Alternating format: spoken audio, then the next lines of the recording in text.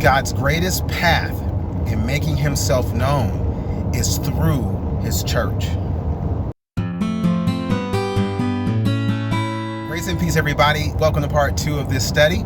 My name is Chris Bailey, and we are on the road and in the Word, trying to understand God's desire to reveal himself to the world through his church.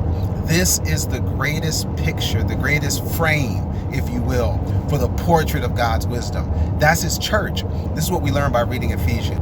When you go to Ephesians chapter 3 and verse number 10, look at the frame that God wants to use to reveal his glory. That's his church. It says, to the intent that now unto the principalities and powers in heavenly places might be known by the church the manifold wisdom of God. The church is God's masterpiece. It is, as in verity, it is God on earth.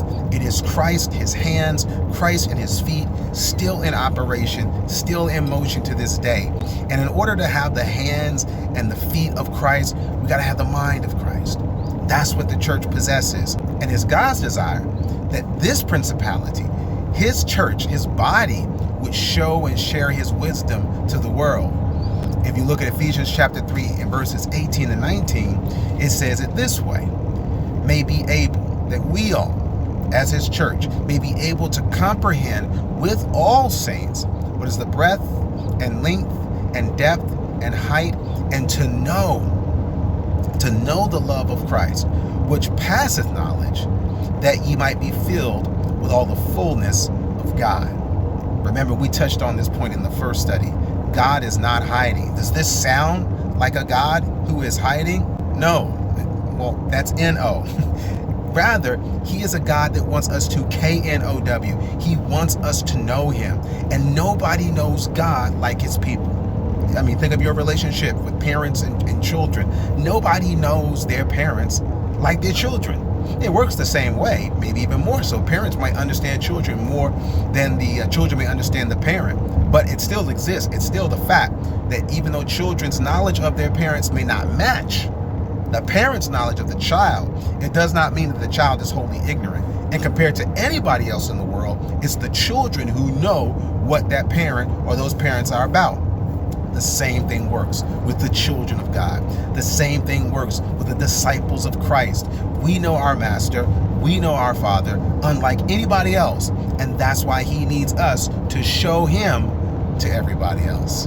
One more verse, and it's here in Ephesians chapter 3. Look here in verse number 21. It says, unto him be glory in the church by Christ throughout all ages, world without end. We're going to focus on this aspect of God's desire to reveal his glory through his church. But this is just another verse to show that if you're a child of God, you have a relationship with him that no one else can attest to. Now, a true fact, we are all God's children, but while we're all God's children, only a few act like him. While we all belong to God, only a few choose to claim that tag or claim that title. Think about it. If you were to look at your shirt, take your shirt right now, how many of us know the name, the number, and what's written on the tag on our shirt? Most people don't know. We don't care. We're wearing the shirt, but we're not really aware of where it's come from. And usually it's that favorite shirt, or usually it's that nice shirt that we'll actually know what's inside the tag, and we take the time to see it. Brothers and sisters, check the tag.